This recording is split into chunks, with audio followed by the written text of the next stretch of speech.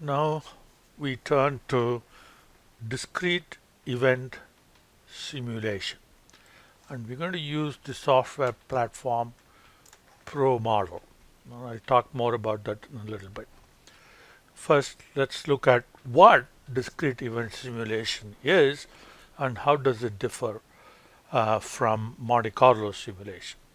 So discrete event simulation, the most fundamental difference is that it is about continuous time as opposed to a time span within which things occur. So in Monte Carlo simulation, time independent. It is the model is time independent. Okay, sometimes there is not even a time.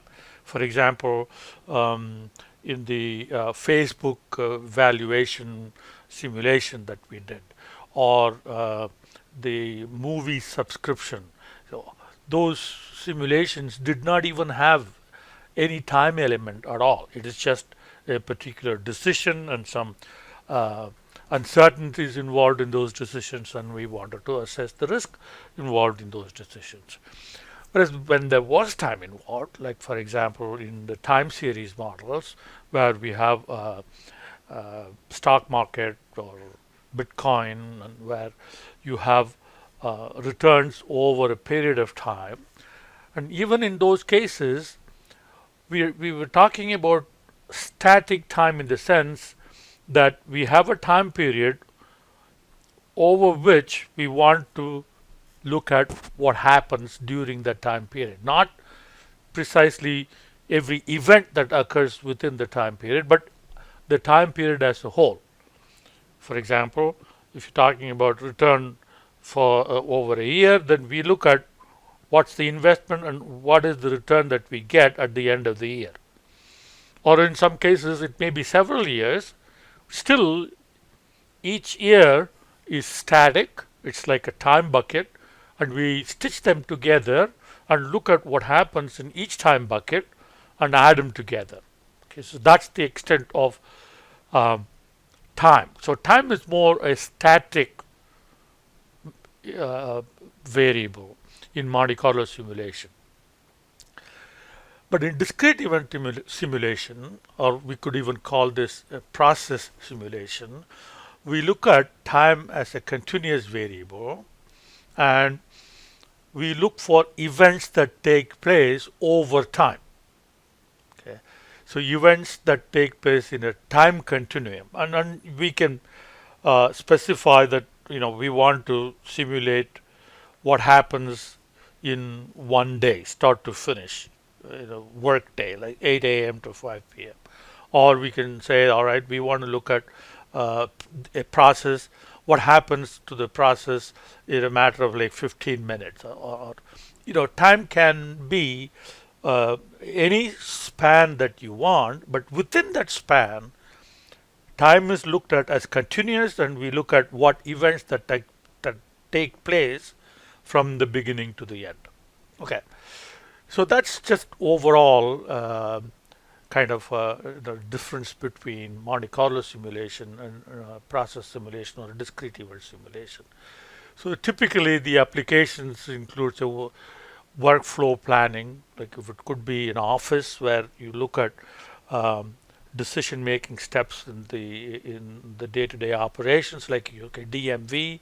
So people come in and they have different services that they are looking for, and there are different ways in which those services are offered, and how the customers come in, and what kind of services are provided, and what's the wait time, and so on and so forth. And we can imagine many different applications, examples of this kind of application, like bank teller, or telephone calls coming in, or Social Security Administration, post office, grocery store checkout lines, and so on and so forth. So there is a whole range of applications of that type.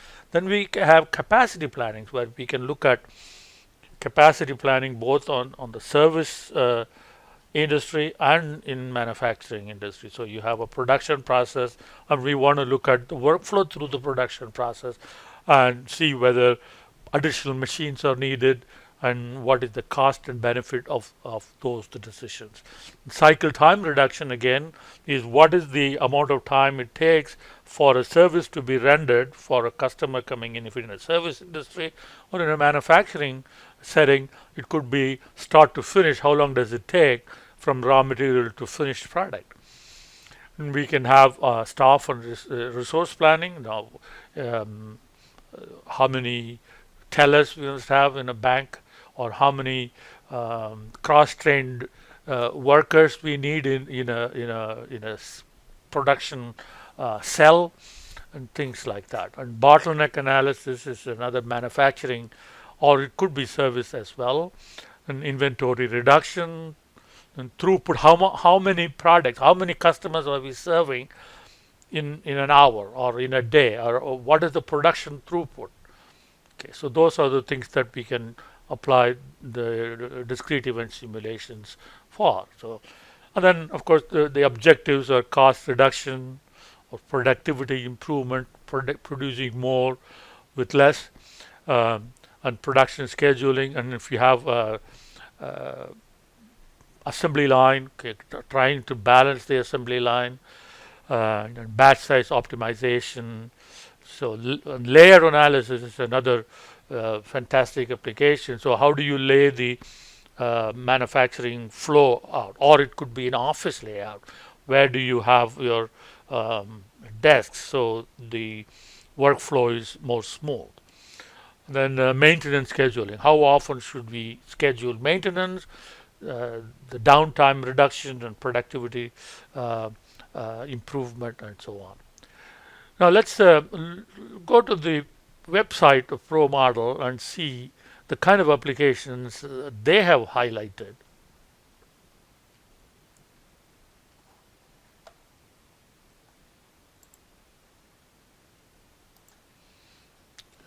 So here is the ProModel website.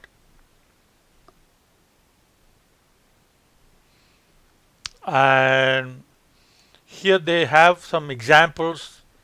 They don't really give you the model, but they give you what the the problem situation is and how they approached modeling.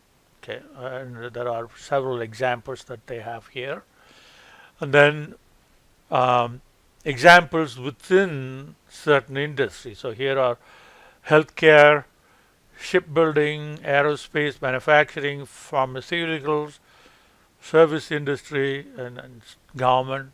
Okay, so there are lots of different industries within which the applications are discussed here. And they have a range of products, okay, and the underlying engine is ProModel. ProModel is what drives all the other products. So we're going to use ProModel, and we have like 3 weeks left. Obviously, we are not going to be able to, dive deep into these concepts. But my objective is to couple of things. One is for you to distinguish between discrete event simulation and Monte Carlo simulation. Then look at briefly, what is involved in discrete event simulation, just to get an idea, and just to get your, toe wet, if you will.